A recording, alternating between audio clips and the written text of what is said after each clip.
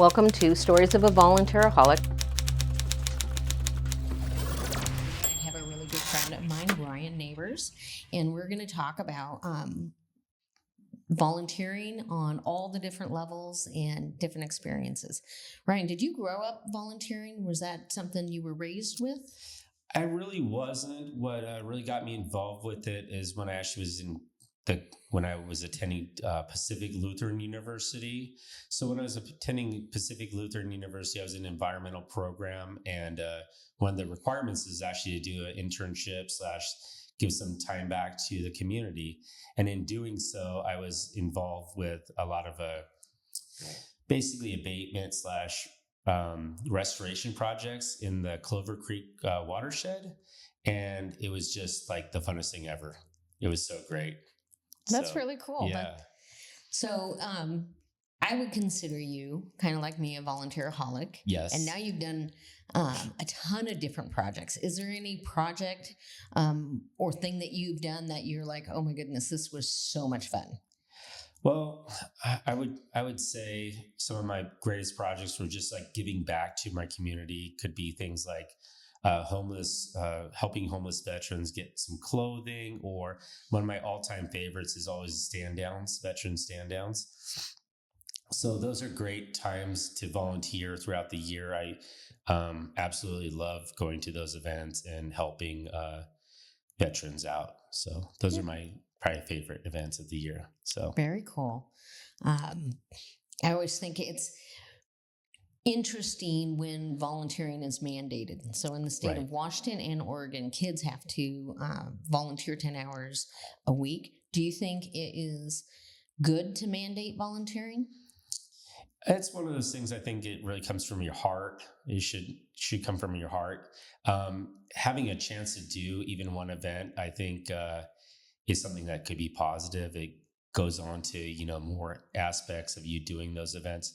Like one of my all-time favorites, without question, is Hope for the Holidays with the kids. That was just simply amazing at the cannery, and just the enjoyment and basically the reception from the kids. What you're getting back from it is so rewarding. It's like, how do I sign up for this again? So I know I'll be there this year for sure. So I think that is kind of the art of volunteering, is finding the areas that bring you the most joy. And I do think that, and I've shared before, that volunteering can really impact our mental health and well-being in dynamic ways. Right. Like I said last time, if more police officers, when they say volunteering, sometimes they feel like their job is volunteering, even though it's not. Their job is service. Right. But I think they should also still volunteer, but not necessarily with the demographic that they're interacting with. Right. I think they should volunteer at a animal shelter and pet kittens. Mm-hmm. Make you bet that would reduce their stress, or puppies, or clean trails, or whatever brings them joy. Right. Because like you said, that's even a huge one. The buy-in. Yep. The buy-in factor, that you're doing something, you're seeing your actions. I know for close to 7 years, I was a service officer with the DAV and several other organizations, and just simply amazing to be able to help people do their claims or assist them on projects in the community. And I'm always reminded how I'll go somewhere, like I'll be at Albertsons and someone says, "Hey, you remember me? You helped me on my claim, and I was successful." And it just totally makes your day to think that, hey, I spent this hour with this veteran or the family member. A lot of times, some of my most famous, or I guess one of my claims that I really appreciate is helping is survivors. So I do work with survivors on claims like the widow claims, and for someone to come up and say, "Hey, by the way, I never got back in touch with you. We got the claim through, and I am so thankful for your help." And it's just like, oh, those days are just amazing. And I'd also say too, volunteering really does help with mental health, and it really does. I think there's a factor in there, probably gives you a lot longer life too. So it Where really reduces stress on other things. So I've read some studies, but they didn't have a lot of sustenance to them. But I have read that volunteering helps you live longer, live happier lives, build better relationships, and all of that I believe to be true. Um, so I have a unique question. Is there a skill that you have learned in volunteering that was surprising that you learned from volunteering? yeah, just the flexibility. So it's not like I didn't have this skill, but it's reinforced in volunteering. So in the Coast Guard, we were always flexible. We could always plan for what our day was going to be, but at the end of the day, it was nothing like what we had planned for. So I think that's sort of it. I always embrace that too with the volunteering is, hey, volunteering is fun, and then we just don't know what's going to happen that day. So we sort of play it by ear. I think that's a great way to manage expectations. Yep. For me, I was just reflecting on this, giving directions. Oh, Because, especially because I've been volunteering for so many years. And so it was before GPS and different things like that. right. And so I have honed the skill of talking somebody into a place. So whether you're on Joint Base Lewis McChord, what's around you, you need to get from where you are to Fourth Stryker Avenue, you know what I Right. mean? In different things like that. I have learned how to bring people in, and I've gotten so many compliments on it, and it always kind of makes me giggle. Right. But also, like, even where this beautiful spot that we're at, there was business, they were somewhere else before. So Right. if your GPS isn't up to date, you could basically go to the old place, Right. and then you would have to call me, and I could get you from there to here. Mm-hmm. And there's funny things that I have learned that, when you're bringing somebody in, you bring them in the simplest way possible. Right. Doesn't matter if there's a fastest way theoretically. Right. If you're going back roads and stuff, there's more of a propensity for them to get confused or more lost or whatever. Right. And it's the simple ways to talk somebody in. And so that's Yeah. a skill I never knew I would need, but has actually benefited me quite a bit. Yeah. Another thing I think I really appreciated too about volunteering is later on in life, I actually was in charge of a bunch of volunteers, and I really appreciated knowing the difference between having an employee and having a volunteer. What I mean by that is, there's different rules. Like I had to be more flexible for volunteers. I had to know what was the encouraging reason that they're there. Do they need recognition? Are they doing this because they're honoring someone? There's so many different variables that once you sort of find that out, it's amazing to really be able to work with people and know what they're truly, their heart is saying about volunteering. So I got to do that. And I learned so much about managing people and managing volunteers. And I think that was simply amazing to be able to do that. I think that's a really great point. Knowing, I think I call it your volunteer motivations. Yeah, And great. I do agree. I think if we used it more in our jobs, Yep. It could help build leaders and retention and different things like that because you understand what their passion points are. And that's Right. really good. Right. And try to also onboard people as soon as possible, get them involved. One example is several years ago, one of my friends, he was a manager and he was doing the DAV transportation network. And, people want to become drivers to drive veterans to their appointments. And there was such a long lag time from getting someone to become a driver. It was like 6 months. People lose interest. And paperwork's not a good thing when you're a volunteer. You want to get out there and start working. So the onboarding is so essential to let people know what the expectation is. Also, we always would put someone that's been doing the job in a mentorship for the new person. So They don't feel like they have to fake it to make it. They feel like they have a support group behind them. And also, the great thing about volunteers is they'll ask questions. Tons of times that have volunteers ask me questions, and I'm like, that is a really good question. Why has no one ever asked me that? And it's the answer is not oh, because we always have done it that way. That's not a good answer. It's like taking the deep dive and saying, yeah, let's look into that. Let's see why that is the way it is. Yeah. Because volunteers can always come up with ways of improving things. So Right. And I yeah. think my dad always taught me that idea improvement is not a insult to the person who came up Right. with the idea. Right.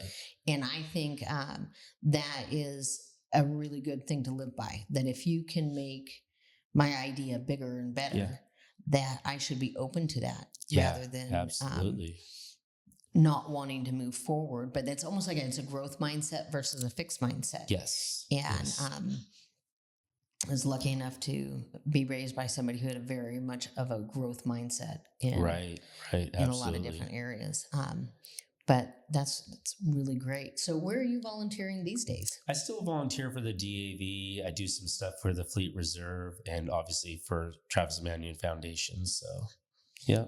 How did you learn about the Travis Manion Foundation? It was through Jackie and also you, Amy. So, and sort of like learning more about it. I picked up a brochure, looked into what Travis Manion Foundation is about, and I said, "Hey, I want to. I'm sold. I want to be involved." So that led to an application. Application led to being selected, and one thing I always joke about and it's sort of funny is that my interview for being selected for the Travis Manion Foundation, the Spartan Leadership Program, did not go so well. And at least I can laugh about it because nothing was going right with it. So, but I really appreciate them giving me an opportunity to be a Spartan and complete the program. So it was a great opportunity. Okay, so the Spartan Leadership Program which is a part of the Travis Manion Foundation, is open for veterans and families of the fallen. It's a 7-month deep dive into your own personal development. Mm-hmm. And they work to create a pathway for you to make an impact within your community. And so it is a really neat program. And I was super excited when you were like, yes, I'm interested in doing this. And then I scooped you up and got you trained as a Character Does Matter mentor. Yeah. And then your first activation was Hope for the Holidays. Yep. And I agree with you. I think your initial battle rhythm needs to be super intentional. So your first interaction was magical. Mm-hmm. Hope for the Holidays, working with those kids. But it was also a character brief. Mm-hmm. So it wasn't a big presentation, different thing. Right. Then the next activation was, I think, or I don't know if it was the very next thing you did, but the next one where you were CDM activity was the National Guard Youth. Right. Mm-hmm. And that was a lot of fun. It was very messy. A lot of fun, so much. And in my heart is character courses. Character briefs, yes, because those are you only talk character 5-10 minutes, and it's usually within a bigger activity.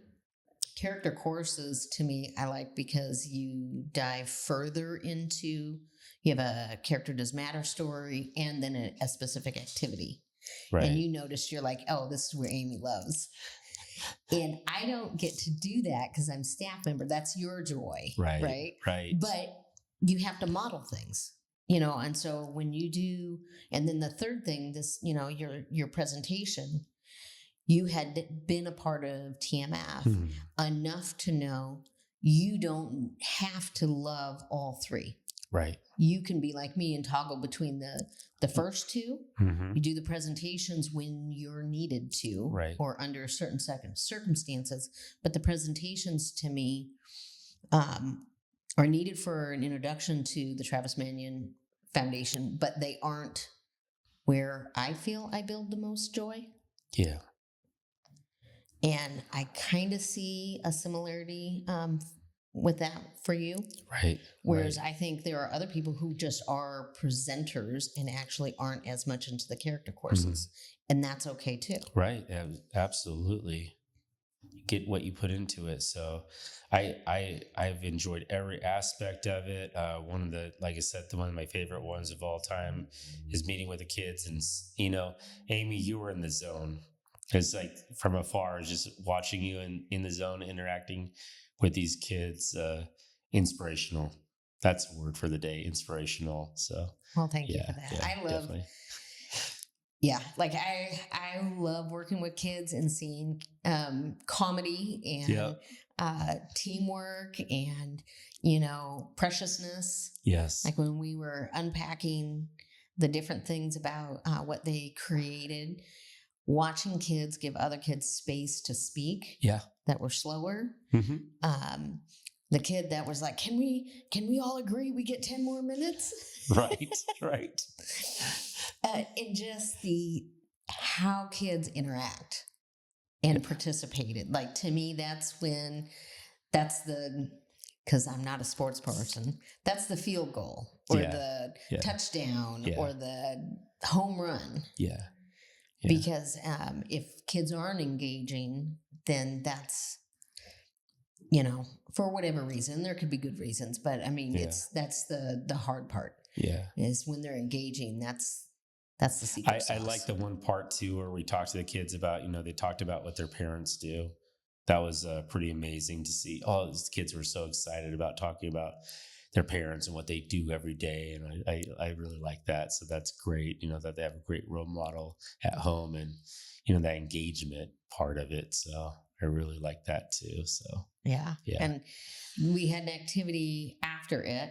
And I liked that I got to brag to some of the parents about their kids, about their kids' behaviors. Right. Nowadays, I don't know if parents get enough feedback when they're doing things right. Yeah. I can definitely see that. I just, the engagement you probably had with them was so positive. You're like, okay, here's a teacher. What are they going to say? Your kid was great.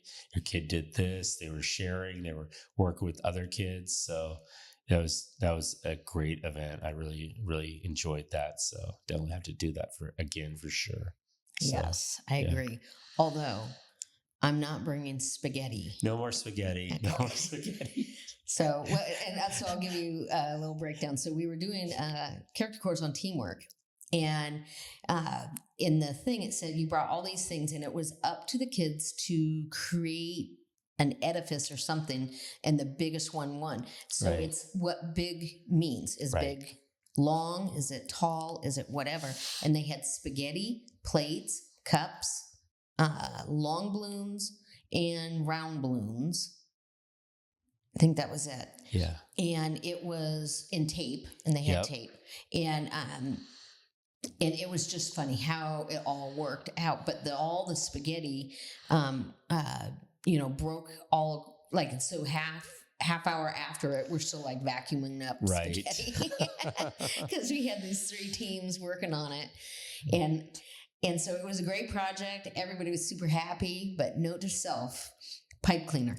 There you go. I'm going to switch it to pipe cleaner and see what impacts that makes next time. But it was a lot of fun. Like I said, when kids interact, golden. Yep.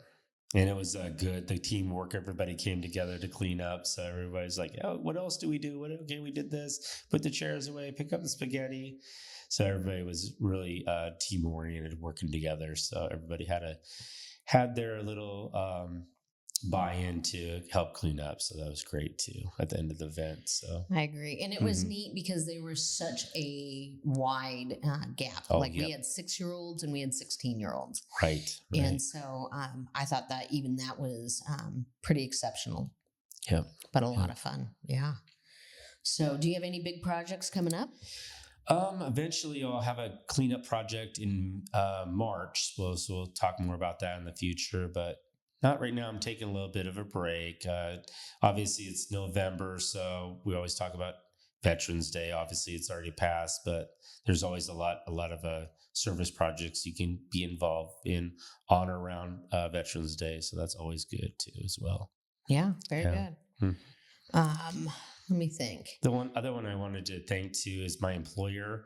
Part of the SLP, you do have to make sure that your employer knows that this is a large commitment. So I actually had team members that I work with every day step up to the challenge while I was gone.